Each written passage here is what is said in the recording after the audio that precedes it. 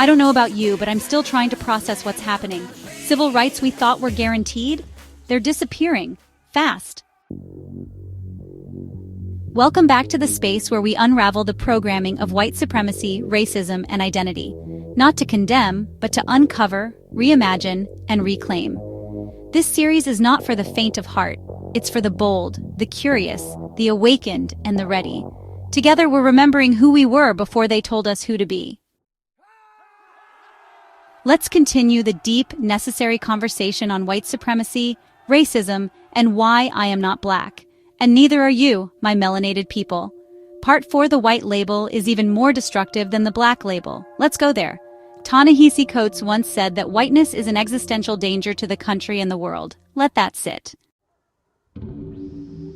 A 2020 Pew poll found that half of white Americans believed there was too much talk about race. And just as many thought that seeing racism where it doesn't exist was a bigger problem than not seeing it where it actually does. Now ask yourself, why would they think that? Because real conversations about race shake their comfort, challenge their illusions, call into question what they've been taught to believe about themselves. And that's where the real damage lies, not just to us, but to them too. Let me break it down. Those who identify with or cling to the label white are also victims of programming. Yes, you heard me right. They are damaged by the label they've accepted. Think about it. When you are constantly told that being white means you are pure, good, honest, honorable, clean, benevolent, and that's reinforced everywhere. In the media, in school books, in history, in fairy tales, in corporate culture, in language itself, white hat, white collar, white lie, always good, always clean, always better.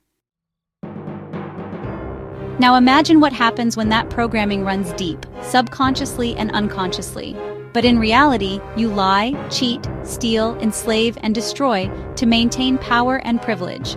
That internal conflict between what you've been taught you are and what you do creates a deep cognitive dissonance. And that dissonance doesn't go away quietly. It festers. It shows up as rage, mental instability, apathy, denial, and a desperation to protect a fragile identity at any cost. Even at the cost of truth, even at the cost of other human lives, even at the cost of their own humanity. And isn't that what we see every day in how the justice system works, in the war on drugs, in mass incarceration, in who gets the benefit of the doubt and who gets the bullet? This isn't about skin tone, it's about programming, and the label white is a prison too.